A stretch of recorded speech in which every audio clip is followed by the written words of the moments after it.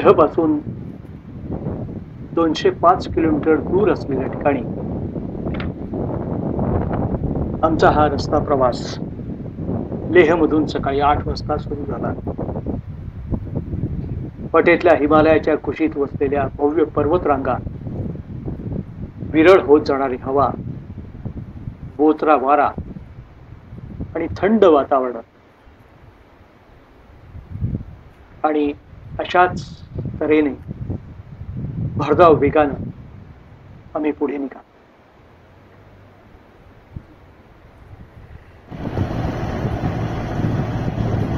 लेहवरून 40 kilometre प्रवास करून आम्ही खारदुंगला या खिंडीत पोहोचलो. खारदुंगला हा तिबेटी शब्द आहे किंवा खारदुंग पास. ही लडाखच्या भारतीय केंद्रशासित प्रदेशातील लेह जिल्ह्यातील एक पर्वतीय खिंड आहे. ही खिंड लेहच्या उत्तरेला लडाख पर्वतरांगेवर आहे आणि सिंधू नदीचं खोरं आणि शॉक नदीच्या खोऱ्याला ही खिंड जोडते. हे नुब्रा व्हॅलीचं प्रवेशद्वार देखील बनवते, ज्याच्या पलीकडे सियाचीन ग्लेशियर आहे.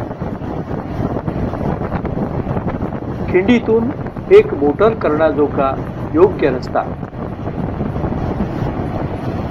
1976 मध्ये बांधण्यात आला आणि 1988 मध्ये सार्वजनिक मोटार वाहनांसाठी तो खुला करण्यात आला. बॉर्डर रोड ऑर्गनायझेशन द्वारे या रस्त्याची देखरेख केली जाते. हा रस्ता जगातील सर्वात उंच मोटारी योग्य रस्त्यांपैकी एक आहे.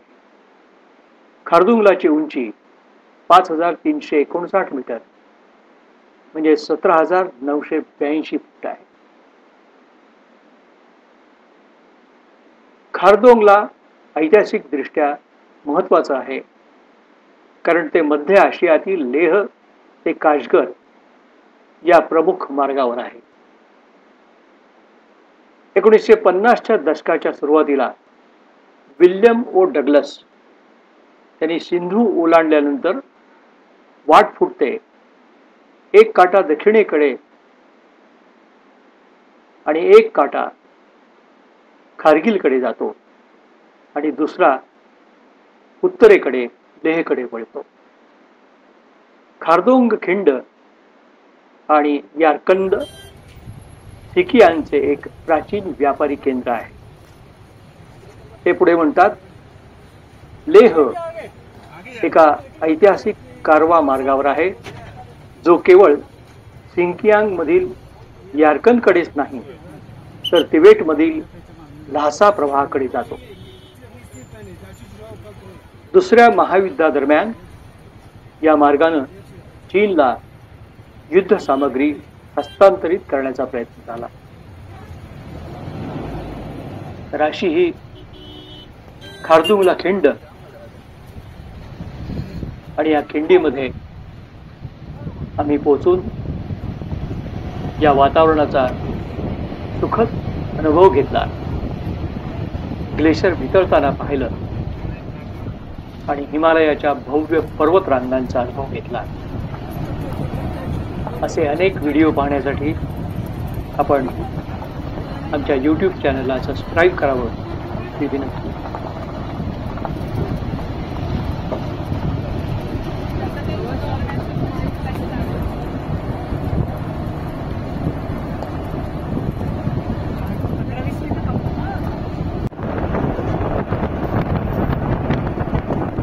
शॉक नदीच्या साथीनं आमचा प्रवास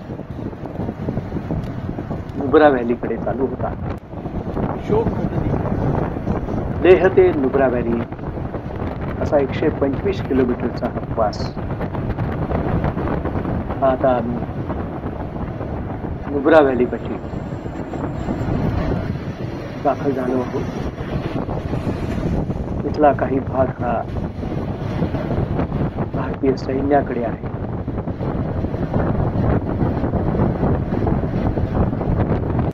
आणि हा नुब्रा व्हॅलीचा वाळवंटमय प्रदेश, तिथे सफारी असतात, गाड्यांच्या उंटाची सफारी असते. अशा या नुब्रा व्हॅलीला आम्ही येताना भेट देणार आहोत. इथेच सियाचीन बेस कॅम्प आहे. लष्कराचा काही भाग हा संरक्षित आहे. त्या भागावरून आमची गाडी पुढे सियाचीन वरून तुर्तुकला जाणार आहोत.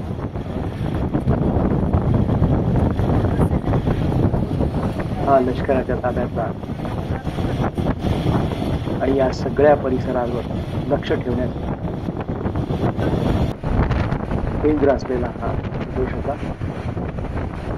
शौक नदी आता आम्हाला तुर्तुकला घेऊन चालली आहे.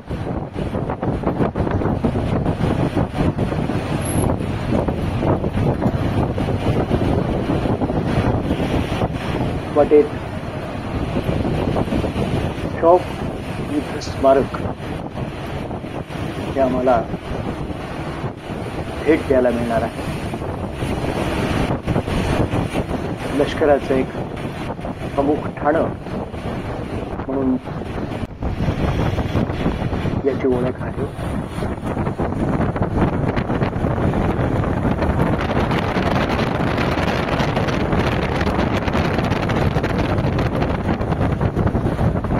अनेक भागामध्ये नदीमुळे आणि इथल्या वातावरणामुळे रखरखीत असा झालेला प्रदेश आपल्याला इथे अनुभवता येतो.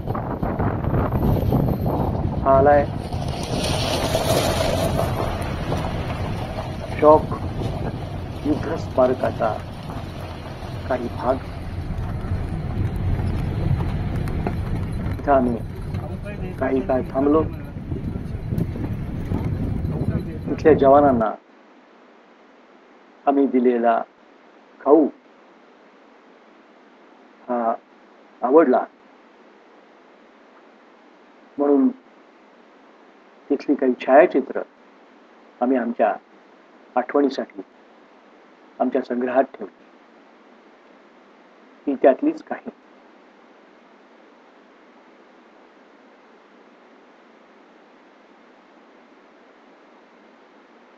शौक वॉर मेमोरियल असं याचं नाव आहे.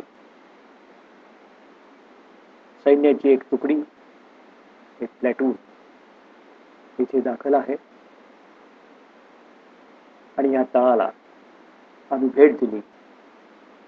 तिथल्या सैनिकांना मानाचा मुजरा केला आणि आमची गाडी पुढे तुर्तुकच्या दिशेने रवाना.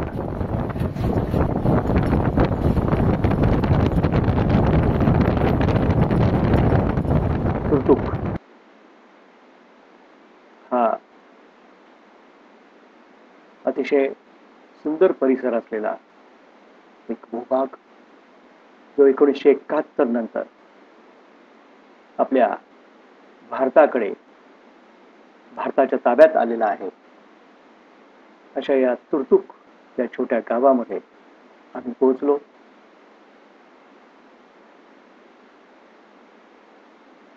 तिथल्या वातावरणाचा अनुभव घेतला.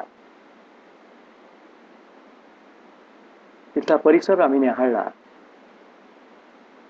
आणि एक दिवसाच्या मुक्कामासाठी आम्ही तुर्तुकमध्ये वास्तव्य केलं.